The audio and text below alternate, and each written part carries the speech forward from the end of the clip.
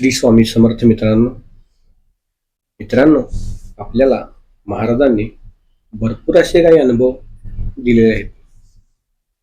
कुणाचे व्याधीमुक्त केले,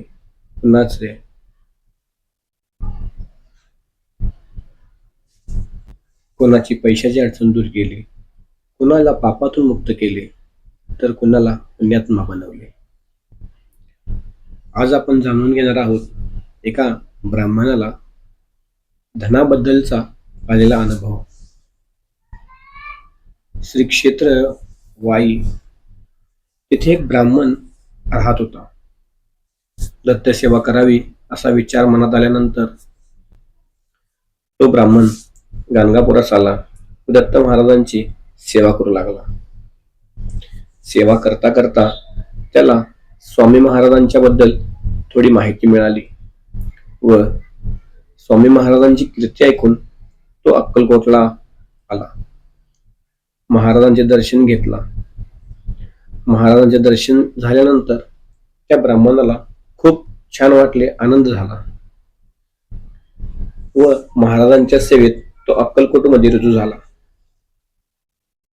अक्कलकोटमध्ये सेवेत रुजू झाला असताना एकदा स्वामी महाराजांजवळ तो बसला होता. महाराजांना त्याने आपली एक हकीकत सांगितली. त्याच्या फसवणुकीबद्दल महाराजांसमोर त्याने आपली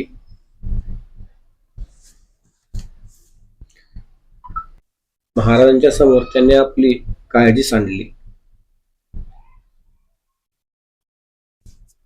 ब्राह्मण म्हणाला, महाराज, काही दिवसांपूर्वी मी वाईत असताना तिथे एक बुवा आला. त्याने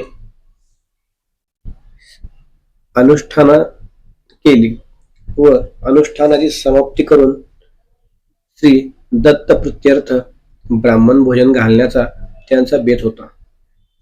त्याच्याजवळ पैसे नव्हते. आपणांजवळून त्याने ब्राह्मण भोजनासाठी 25 रुपये उसने घेतले. त्याचे पैसे आल्यावर तो परत करीन व त्याचे पैसे 2-3 दिवसातच येणार आहेत असे त्याने सांगून ब्राह्मणांकडून पैसे घेतले. दुसऱ्या दिवशी ब्राह्मण भोजन व कार्यक्रम इतर संपन्न झाला. कार्यक्रम संपन्न झाल्यानंतर रात्री ब्राह्मणाने पोबारा केला. माझ्या गरिबाचे पैसे बुडवले. ब्राह्मण आणखी म्हणाला, महाराज, मी आपल्या नावावर रुपये दिले, त्याची अशी व्यवस्था व्हायची का? त्यावेळी महाराजांनी काहीच उत्तर दिले नाही. महाराज शांत बसले. पण दर्शनाकरता पुष्कळ लोकांची तिथे गर्दी झाली होती. त्यापैकी एका गृहस्थाकडे बोट दाखवले व महाराज काय दाखवितात ते पाहण्यास ब्राह्मण मागे वळून बघितलं.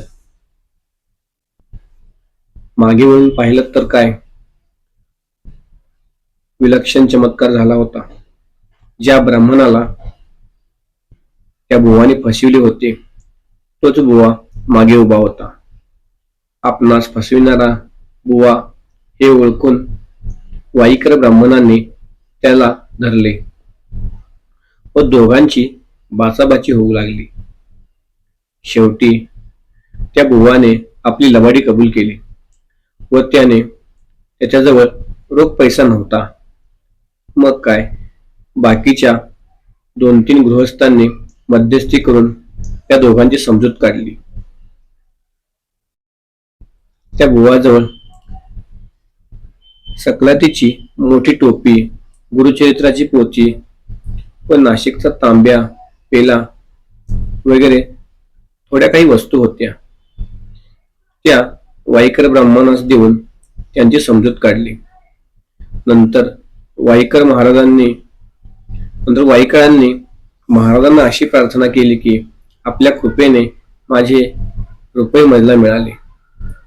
त्याचे काय करावायचे त्याबद्दल आज्ञा असावी. महाराजांनी उत्तर दिले,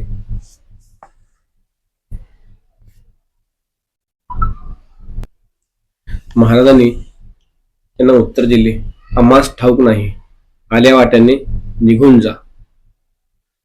असे म्हणून महाराजांची आज्ञा घेऊन ब्राह्मण निघून गेला. बघा मित्रांनो, महाराज त्यावेळी असताना पण इतकी लोकांची काळजी करत होते. पण महाराजांना समजून घेणं हे फार महत्वाचं आहे. जेवढं आपण महाराजांना समजून घेऊ तितकंच महाराज आपल्याला संकटातून मुक्त करतील. पण महाराजांच्या मनाविरुद्ध वागण्याचा आपण जर प्रयत्न केला तर महाराज